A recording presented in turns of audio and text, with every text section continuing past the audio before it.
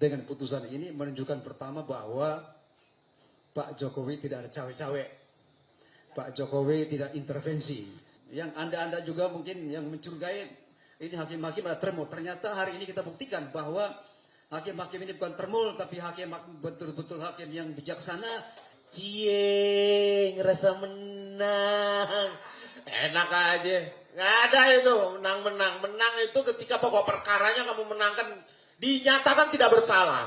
Artinya satu perbuatan atau peristiwa itu secara kuat dapat dibuktikan di fakta peradilan. Kemudian menjadi hal yang inkrah. Nah, Anda tahu, mungkin saja di dalam pokok perkara nanti teman-teman, saudara, bahwa yang dimenangkan di putusan pertama, tetapi ada banding di sini, ada kasasi nanti yang akan dihadapi, ya, ada banding, ada kasasi, ada PK, dan ini masih panjang permainan ini. Ya kan, jangan cie, nganggap menang, enak aja. Anda sudah melakukan dan peristiwa itu nyata. Anda melakukan fitnah keji itu nyata. Karena kenapa? Jelas, hanya dua otoritas yang bisa menjelaskan di hadapan pengadilan nanti, di hadapan hakim yang bertanggung jawab dengan Tuhan adalah Universitas dan juga Puslapor Mabes Polri. Jadi kepolisian secara tidak sah dalam administrasi itu yang diawasi oleh peradilan, pra-peradilan.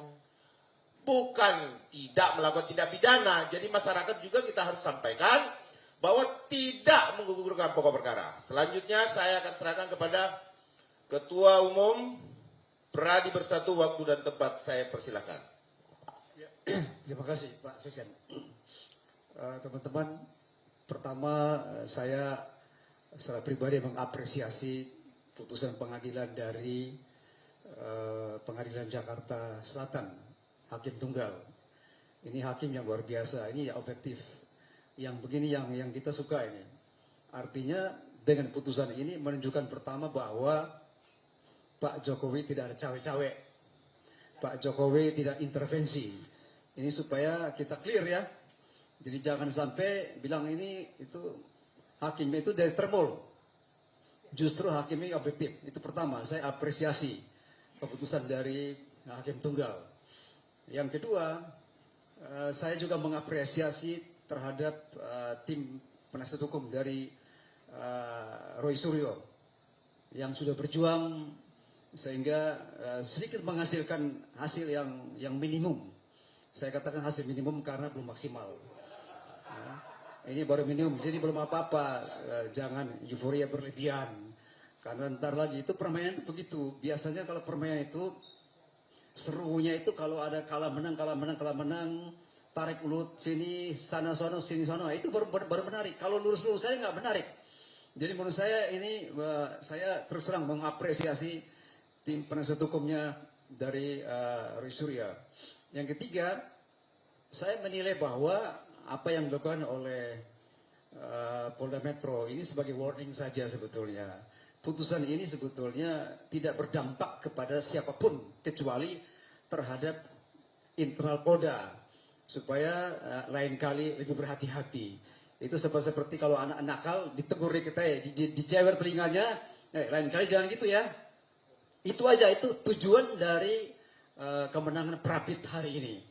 Yang keempat, saya menilai bahwa apa yang diputuskan oleh Hakim Tunggal ini memang bagus sekali, memperlihatkan bahwa hukum di Indonesia ini masih tegak lurus, tidak tajam ke bawah dan tidak tumpul ke atas. Jadi memperlihatkan kepada kita bahwa kita masih punya pengharapan, kita masih punya hakim-hakim yang bagus, yang selama ini kita curigai mereka adalah termul-termul.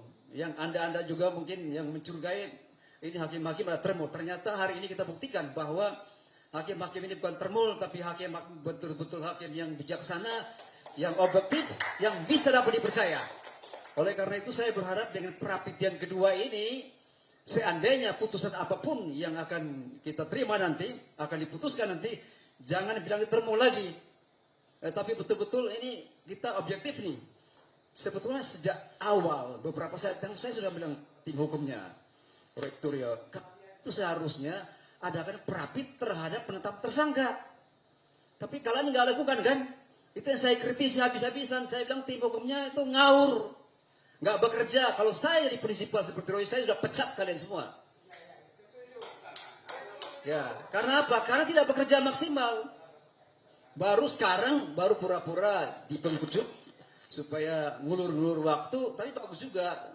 Ngulur-ngulur waktu menurut saya bagus juga supaya Pak Jokowi keliling Indonesia dulu lah, santai dulu kemana-mana, ya kan? Tapi pada saatnya nanti, misalnya saat ini Pak Jokowi berada di NTT misalnya, saya orang NTT ya, kebetulan misalnya beliau berada di NTT kemudian harus sidang. Nah itu kalau sudah ada di NTT harus sidang hari ini, terus gimana menurut kalian? Apakah Pak Jokowi harus tinggalkan NTT atau harus terbang ke sini? Menurut saya lebih bijaksana kalau hakim mengatakan bahwa karena Pak Jokowi sedang bertugas di NTT untuk kepentingan masyarakat umum, masyarakat luas, untuk kepentingan bangsa dan negara, maka hakim akan memutuskan untuk sidang secara Zoom. Nah, saya kira ini juga bijaksana. Tapi tergantung, kita tidak ya, jadi kita tidak menggurui ya, tidak menggurui majelis hakim, tetapi kita berharap juga bahwa Pak Jokowi bisa hadir secara onsite. Itu sesuai dengan janji beliau bahwa beliau akan hadir di persidangan nanti, memperlihatkan seluruh ijazah yang dimilikinya. Jadi yang tadi saya mau katakan kepada kita sekalian bahwa mari kita kawal bersama-sama kasus ini, sebab ini belum apa-apa, ini permainan baru dimulai. Jadi masih ada permainan yang lebih cantik lagi yang akan diperlihatkan oleh para pemain-pemain kita. Kalau dalam dunia sepak bola itu ada Messi, ada Cristiano Ronaldo, ada yang lain-lain. Nah, kita berharap bahwa dalam pertandingan ini akan muncul Messi dan Cristiano Ronaldo. Dua jagoan ini yang akan bertarung, dan kita percaya bahwa hukum ini masih berpihak kepada kebenaran dan keadilan. Dan saya yakin dan percaya bahwa keputusan yang benar adalah keputusan berdasarkan ketuhanan yang Maha Esa dan diputuskan berdasarkan kebenaran dan keadilan. Terima kasih. Oke, terima kasih Pak Ketum Pradi Bersatu yang tentu dedikasi dan sepak terjang beliau di dunia hukum itu kita tidak perlu lakukan lagi. Artinya begini teman-teman. Hari ini kami yang ada di meja ini adalah penegak hukum yang tidak akan berhenti untuk mengawasi, memantau perkara ini. Karena suka atau tidak senang, kami adalah bagian dari penegakan hukum itu sendiri. Sehingga, sedikit-sedikit ngomongnya legal standing. Disuruh baca 108, hafalnya kasus ini aja. Makanya baca juga tuh sebagai penegak hukum turut ambil bagian enggak terhadap tindak pidana yang terjadi masyarakat. Tentunya diaplikasikan dong. Artinya seperti itu. Jadi sesuai tadi saya tegaskan lagi, Pak Ketum menyampaikan bahwa ya menang sedikit. Menang sedikit jangan juga euforianya kayak menang seluruhnya. Sebagian ya. Nah, saat ini ada Bang Petrus Balapationo dari KAI